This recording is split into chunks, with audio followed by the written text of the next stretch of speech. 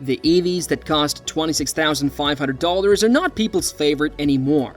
Well, the transition from gasoline to electric vehicles is not happening in a blink or flawlessly. The top secret for you is that the EV industry is not doing well right now. Automobile manufacturers are losing money, consumers don't want to purchase EVs, and governments throughout the globe are postponing their electrification initiatives. These are the 6 main causes of the EV market's difficulties and the possible beginning of its downfall. It appeared as though EVs were going to take over if you look back over the last few years. Governments all around the world developed swift EV strategies in anticipation of EVs taking over the market quickly due to their rapid growth. However, it soon became evident that these forecasts were incorrect. The quick growth was only an isolated outburst. With time, the individuals began to notice issues. EVs are pricey, and the infrastructure for charging them is still lacking. Traditional automobiles continue to be quite popular, and the market for EVs isn't expanding as predicted because of all these reasons taken together. Rather, it is confronted with formidable obstacles that may impede its advancement even further. Moreover, the sales of EVs have declined. Those remarkable growth rates of more than 90% from year to year are no longer observed. The EV market has slowed down so drastically during the last year that it is no longer expanding. In certain places, there are even indications of a regression. China, which leads the world in EV production and has a strong infrastructure, is currently seeing a sharp decline in demand. As a result, many automakers are currently only producing their half-full potential. The previous quarter showed a 1/3 drop in sales for even Tesla. In the US, the situation is comparable. With the most recent revision to the EPA's proposal, the goal of having 2/3 of new automobiles be electric by 2032 has been dropped.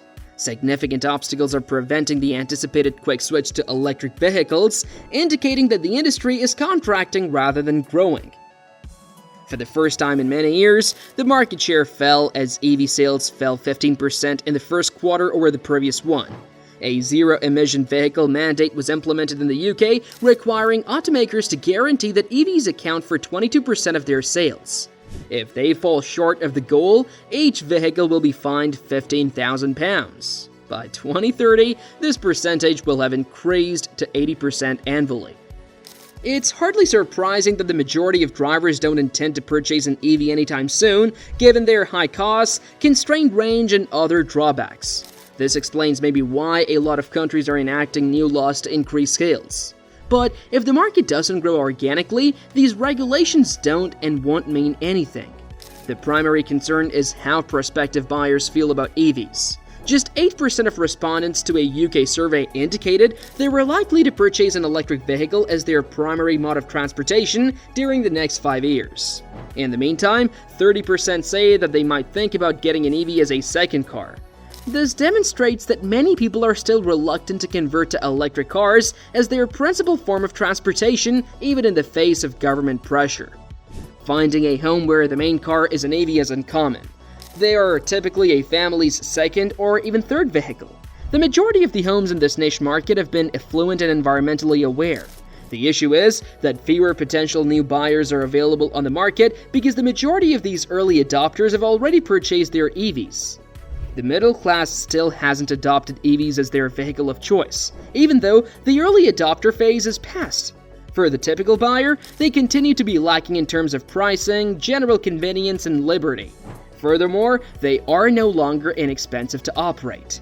The truth is that most individuals are not prepared to make an EV their primary car, despite efforts to increase sales.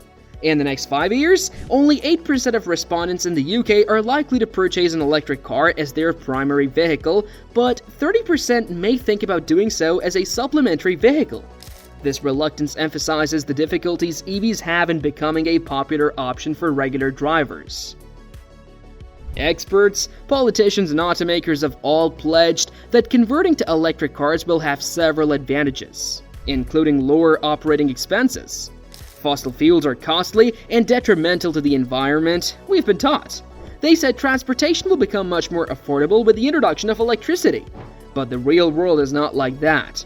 For many owners, operating an electric vehicle is more expensive than operating a car with internal combustion. Since EVs are more costly to purchase, many owners are forced to charge their vehicles at public stations where costs can be rather high.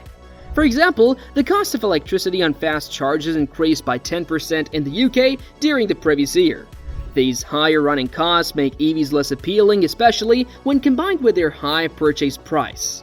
This makes it difficult for the average buyer to consider an EV a viable option, further stalling the market's growth. Accordingly, internal combustion vehicles now cost about 17 pence per mile to operate, whereas electric vehicles now cost 22 pence. This cost disparity, even with significantly higher gasoline taxes, benefits fossil fuels, and in the UK, the gasoline tax is half of the price. And the tax on electricity is 5% for home charging and 20% for fast chargers. The UK government won't give up the £2 billion in gasoline duty earnings, so if EVs become more common, these levies will probably go higher. Authorities and drivers abroad are also impacted by the same problems. China has the most advanced EV infrastructure and is the largest EV manufacturer in the world. In China, there are currently more than 90 authorized EV manufacturers. Even while a few have had extraordinary success, they are all plagued by the same issue: market constraints. China's market can only accommodate roughly 9 million EVs each year, despite the country's enormous size. Although this is half of all Chinese EV businesses' manufacturing capacity, it is excellent when compared to other markets. Due to oversaturation, there are too many manufacturers vying for a finite number of customers, even in the world's largest EV market. Manufacturers experience severe financial duress as a result of this excess capacity, which is ultimately unsustainable. To sell EVs, they sorely need to be expanded into new areas. Otherwise, many manufacturers may soon have to close their doors due to China's continuous price war. China is essentially keen to enter Western markets, but things are not going as planned. Western nations are worried about jeopardizing their auto sectors. Different legal strategies are being used to stop Chinese electric vehicles from overtaking Western markets. For example, Chinese EVs are now subject to a 100% tax by the Biden administration. Due to the European automobile industry's heavy reliance on the Chinese market, the situation is more complicated. For instance, China, which is also Volkswagen's most significant market, sells 1/3 of all BMWs. In such a situation, the European Union is negotiating legal obstacles to prevent China from taking possible punitive action. The difficulties associated with global trading in the EV industry are highlighted by this precarious balance. The primary problem with EVs is that traditional automakers don't find them to be profitable enough. Most people think that Tesla is the only firm in the world selling EVs for a profit while manufacturing a sustainable business plan. Particularly, the legacy automakers have suffered since they haven't been able to turn EVs into profitable vehicles. Rather, they have been suffering significant financial losses. Ford, for instance, acknowledged that it lost more than $36,000 on each 2023 Ford F-150 Lightning sold.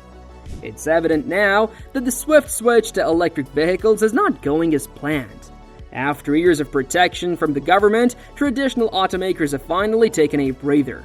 To recover from their large losses in the EV market and to become profitable again, many are cutting back on their EV investments and shifting their attention more toward hybrids and internal combustion vehicles. Automakers such as Fiat in Europe are delaying their plans to gradually remove internal combustion engines from their well-known models, which is in line with an industry-wide cautionary and re-evaluation trend. This indicates that, contrary to expectations, EVs in China are not significantly lowering global emissions. So, what are your views on the present condition of electric vehicles? Do share your views in the comment section below. If you enjoyed watching the video, don't forget to like, share, and subscribe to the channel.